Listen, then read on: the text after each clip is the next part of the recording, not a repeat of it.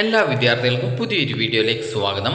ഈ വർഷത്തെ LBS nursing and paramedical degree കോഴ്സുകളിലേക്കുള്ള പ്രവേശനത്തിനായിട്ടുള്ള അപേക്ഷകൾ വിദ്യാർത്ഥികൾക്ക് ജൂൺ 15-ാം തീയതി വരെ നൽകാം.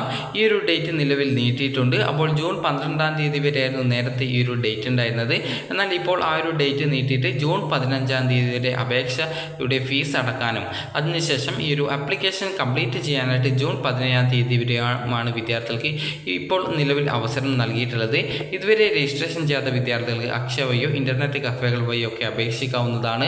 അപ്പോൾ സ്വന്തമായിട്ടും വേണമെങ്കിൽ അപ്ലോഡ് ചെയ്യാം. എന്നാൽ ഡോക്യുമെൻ്റ് സ്കാൻ ചെയ്ത് അപ്ലോഡ് ചെയ്യേണ്ടതുള്ളത് കൊണ്ട് തന്നെ അക്ഷയ വഴിയോ ഇൻ്റർനെറ്റ് കഫേകൾ വഴിയോ അപ്ലൈ ചെയ്യുന്നതായിരിക്കും കൂടുതൽ നല്ലത്. ന്യൂ രജിസ്ട്രേഷൻ ലിങ്ക് ഇവിടെ വന്നിട്ടുണ്ട്. അപ്പോൾ നിങ്ങൾക്ക് അവിടെ നിന്നും ഈ ഒരു പറഞ്ഞ പ്രകാരമുള്ള ഡോക്യുമെൻറ്റും അതുപോലെ ഡീറ്റെയിൽസൊക്കെ നൽകാവുന്നതാണ്.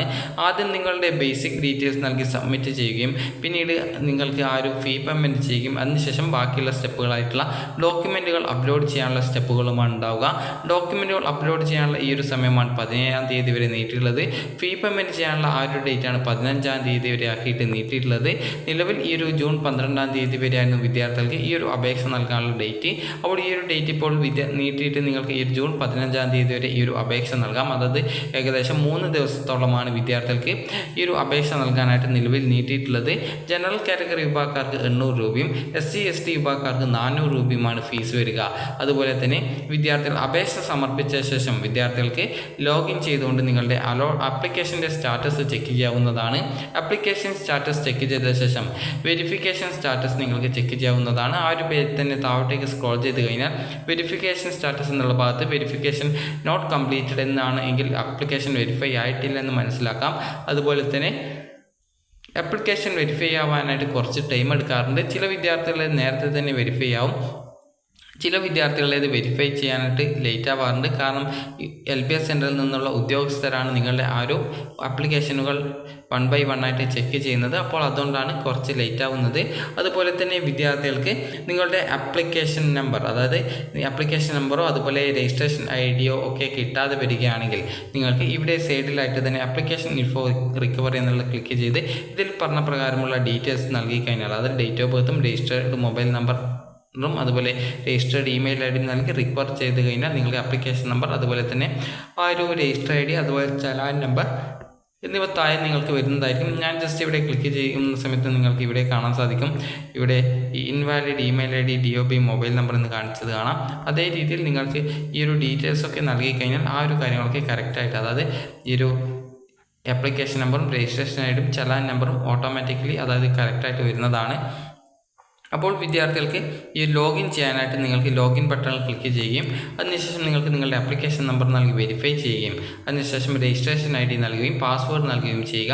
അതിനുശേഷം സൈൻ ഇൻ ബട്ടൺ ക്ലിക്ക് ചെയ്ത് നിങ്ങൾക്ക് ആപ്ലിക്കേഷൻ സ്റ്റാറ്റസ് ചെക്ക് ചെയ്യാവുന്നതാണ്. അവിടെ വെരിഫിക്കേഷൻ നോട്ട് കംപ്ലീറ്റഡ് എന്നാണെങ്കിൽ വെരിഫിക്കേഷൻ ആയിട്ടില്ല. അതുപോലെ ആപ്ലിക്കേഷൻ റിജക്റ്റഡ് പ്രൊവിഷനില്ല എന്ന് പറഞ്ഞാൽ നിങ്ങളുടെ ആപ്ലിക്കേഷനിൽ വല്ല തെറ്റുകൾ ഉണ്ടെങ്കിൽ അതുകൊണ്ട് താൽക്കാലികമായിട്ട് റിജക്റ്റ് ചെയ്തിട്ടുണ്ട് എന്നാണ്.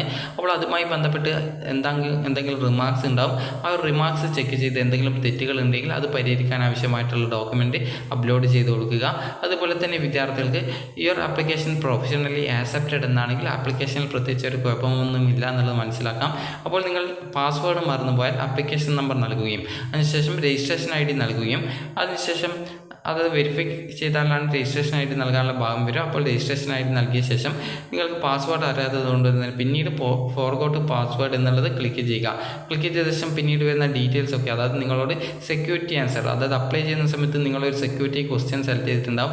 അതിനുശേഷം അതിന് കറക്റ്റായിട്ടുള്ളൊരു ആൻസർ വെച്ചിട്ടുണ്ടാവും. അപ്പോൾ ആ ഒരു ആൻസർ നൽകുകയും അതുപോലെ തന്നെ അതിൽ ചോദിച്ച പ്രകാരമുള്ള ബാക്കി ഡീറ്റെയിൽസും നൽകി കഴിഞ്ഞ് നിങ്ങൾക്ക് സബ്മിറ്റ് ചെയ്ത് കഴിഞ്ഞാൽ നിങ്ങൾക്ക് ആ ഒരു ഡീറ്റെയിൽസൊക്കെ നിങ്ങൾക്ക് അറിയാനായിട്ട്, അതായത് പാസ്വേഡ് റീസെറ്റ് ചെയ്ത് കൊടുക്കാനായിട്ട് സാധിക്കുന്നതാണ്.